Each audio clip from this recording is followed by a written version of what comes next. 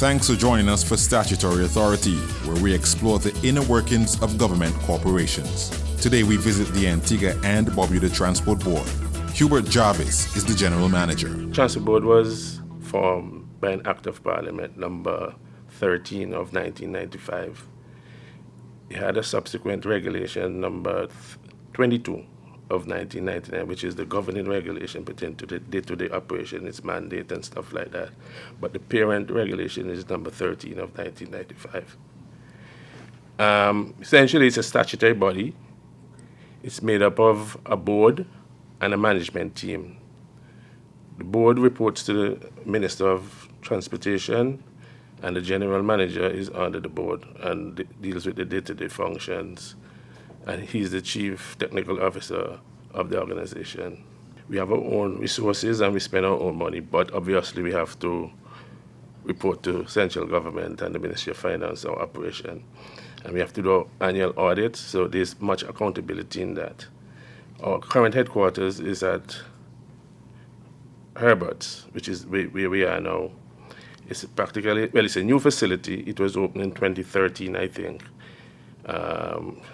Cost an exorbitant sum to build, really, more than it was projected to. But eventually we got there and we opened it in 2013. So we now have a mortgage to pay on it at ACB. And we also have another major loan to pay on behalf of central government at Ministry of Finance and Development Company. The Transport Board has a wide range of responsibilities and functions. However, its core functions are the issuance of driver's licenses and licensing of vehicles. The driver's license section, which entails a written exam, a video module, and a road test, is done right here at head office. And the part with the vehicles licensing is done at the Motor Vehicle Inspection Center at Painters. The number of vehicles on the nation's roadways has jumped significantly. In 2013, there were approximately 26,000 vehicles traversing the roadways. Now, in 2021, that number has risen to over 40,000 vehicles. However, Jarvis notes that the increase has not dramatically boosted revenue. If you look at the sheer number compared to 2013 to now, and you say there's an increase of 15,000, you would necessarily have the commensurate increase in revenue. Why? Because up to 2013 or so, most of the vehicles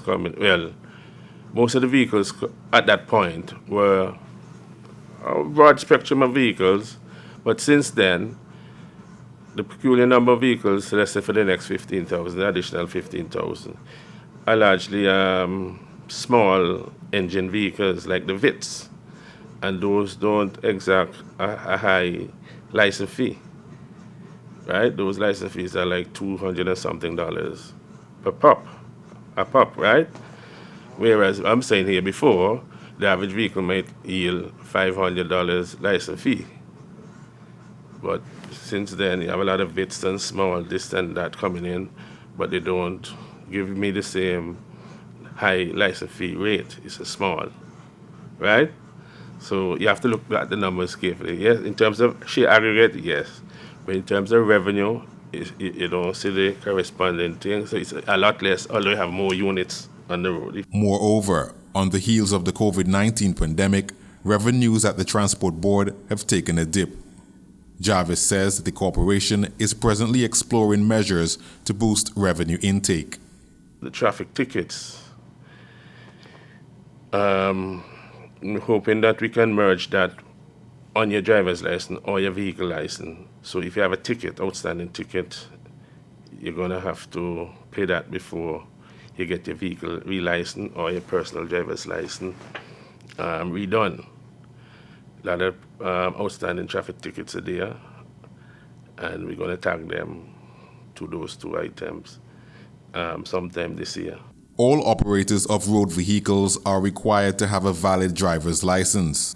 Linnell Lovell West is the Chief Licensing Officer. Our department, we have several functions. We do practical exams, written exams, application of permits, temporary driver's license, reinstating of driver's license. The process of securing a new driver's license is quite simple. West explains that the individual must first secure a pass in the written examination.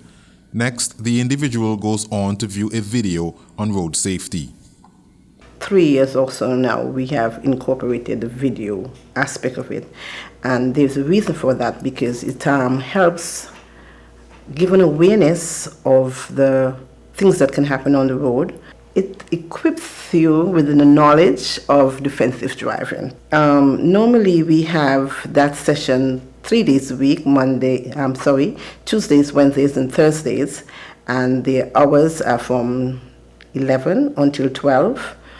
And if a person so desires and he or she has passes the written tests and the availabilities the other time, we do it on a one-on-one basis with the video. It does not have to be always in a setting where the person comes in on Tuesdays, Wednesdays, and Thursdays. A practical test is the next component, but the individual must first secure a learner's permit. For that, the applicant will bring along with him or her a passport. If they do not have a passport, we will accept the birth certificate and 2 governmental IDs. A doctor's certificate declaring that the person is in good health, not an eye test, not an eye test, but a medical from the doctor stating that he or she is in good health, a passport size photo, and $50 application fee.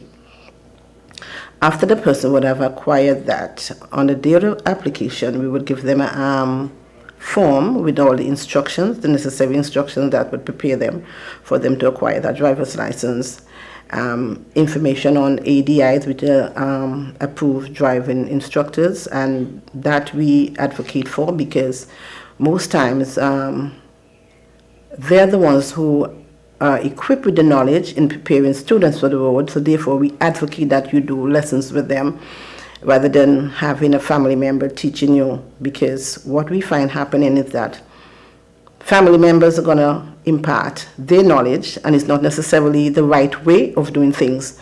But once that person would have gone to the driving school, which is the ADI, they would have imparted the correct knowledge in helping them to acquire the driver's license. Amid the COVID-19 pandemic, driver's tests are now conducted using specially retrofitted and sanitized vehicles. What we're having happening now is that you find there may be a parent who wants his or her son to come and do their driving tests.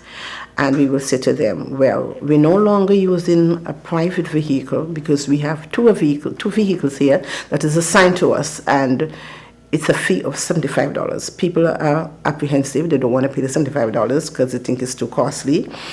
Something is that we're trying to take money from their pockets. But what we are saying, our vehicles are COVID ready.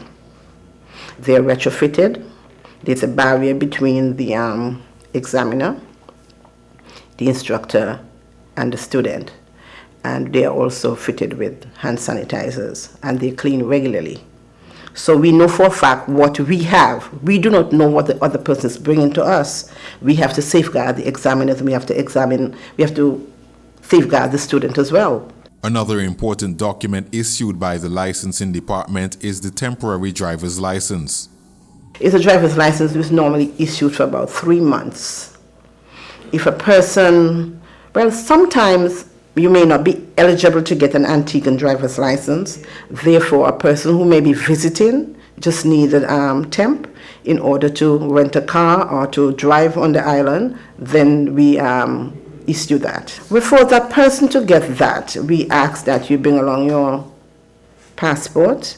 You must have a valid driver's license in order to do so. And it's a fee of $20 US or $50 EC. When a driver's license remains invalid for an extended period, it must be reinstated. What you find happening, a lot of people that have probably have been migrated, or even people that are here, would have become a little negligent, and their driver's license expired. Once it's already past 9 months, you would have to reinstate it, and that is by law. So what we do, there is a reinstating fee of $100, And with that, you also have to do a test, a theoretical test of 10 questions. And, we have challenges. Some people do have challenges in doing the test. What we try to do, we best accommodate them and assist them the best way we can. But that is necessary to do sometimes with some folks. But it's $100. And then after you would have paid the $100, you will also then pay whatever it costs for the driver's license, whether you're going to renew it for a year, 2 or 3 years. The Motor Vehicle Inspection Center, located on Factory Road, houses several important departments. Josette Payne is the supervisor. The Motor Vehicle Inspection Center has grown over the years, where we no longer inspect vehicles alone. We have the Change of Ownership Department. We have the Public Service Department that offers services to the public service operators. And we issue number plates, and also where you have the Safekeeping Department, okay? And we do new registration as well. Payne breaks down the operations of each department. At the Public Service Department is where you apply for a public service permit, and also where you renew your taxi and your bus permit, and you also apply for a taxi plate. And they will guide you along the way to tell you how, what you need to do, the procedure that you need to go through to apply for a taxi plate or a bus permit. New and used vehicles must also be processed at the Factory Road facility. Whereas you're buying a new vehicle or a used vehicle which comes into the country, to the port, and you're asked to bring your security documents along with your insurance certificate to register the used vehicle, and also your driver's license. The new vehicle which is from the dealership, is really done differently. We don't actually see those new vehicles like that, but unless it's a new vehicle that comes in through the port, and they will inspect the vehicle and a number is being assigned to the vehicle. But for the new vehicle, like the 2020 vehicle, those are done through the dealership, where someone will come and bring the paperwork and get everything done for you. With over 40,000 vehicles on the roadways, the Vehicle Inspection Center is charged with one of the most important functions at the Transport Board. Upon entering the facility, the driver presents his or her insurance certificate and a yellow card to the clerk. Payne outlines new procedures in place since the COVID-19 pandemic. The insurance certificate is taken from you down by the gate. And your insurance certificate is being brought inside, and the inspection form is being processed and then take back out to the customers, and then you will be told when to drive up to inspect your vehicle. And then you go back to your vehicle, park your vehicle, come inside, line up 6 feet apart, and then you go to the cashier. Payne says the new procedure has many benefits to customers. I can elaborate to say that, take for instance, in a day, from between the hours of 8 to 3:30, the Transport Board Motor Vehicle Inspection Center sometimes will inspect 389 vehicles, the most, with this procedure, as opposed to before. So you can actually see it's working. By the time 3:30 slows down, where you see there's a long line of traffic back to Sunnyside School, at least everybody gets in timely manner and gets out. You can get back to work. She adds many customers have expressed their delight at the professional service offered by the staff. We have had quite a lot of compliments in terms of the procedure, how we deal with the customers. Everybody try their best to make sure that the customer leaves here satisfied. And sometimes you cannot tell a customer you will get you in 15 minutes, you don't know, but you try your best to make sure that person is dealt with the best way you can and professional. Make sure the staff as well treat the customer properly, and they themselves carry out their tasks the way they should. Taisha York is the Human Resource Manager at the Transport Board. She says over the years, the corporation has invested in its staff, which is now a leader in customer service in the country. As a statutory body, and also the organization that has the sole responsibility for offering service for drivers and for vehicle licenses, we not only just wanted to have the service and know that persons has to come to us, but we wanted to add that personal touch, ensuring that when customers come to the organization, come to our business, that they are satisfied with the service and the products that they're receiving from us. So some years ago, we decided to embark on intensive customer service training, both internally, external. We ensure that the persons who are selected to be on the front line, that they were the right fit. Ensuring that they were fully aware of what our products and services are, and that they were trained to the best that we could. We also ensure that we provided a customer service survey so that customers could give us their feedback on what they think about the services we're offering, what it is that we may need to improve on, and we use that as our way of ensuring that we would have provided what customers were asking for. So back in 2017, we were awarded one of the organizations in Antigua and Barbuda with that offered the best customer service in the island, and we were really excited about that because as a statutory body and as a government entity, I know a lot of customers or a lot of persons have the notion that they're not going to get good service. So we ensure that customer satisfactions are being met. And that is something that we continuously strive for. We ensure that customers are leaving feeling pleased. We also have social media platforms where customers could send their feedback or they can send a request.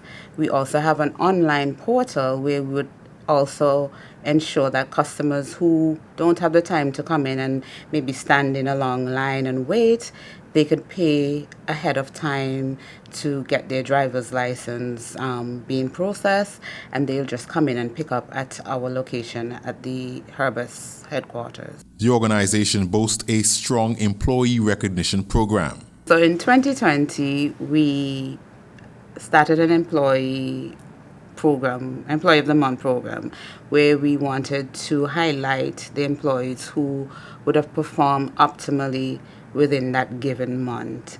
And just from the start of the program, you see that the employee morale has risen.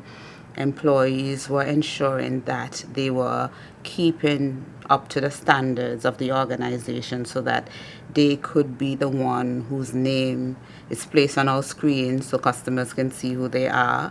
Also, we would have created things like the Employee of the Month parking spot for that whole month.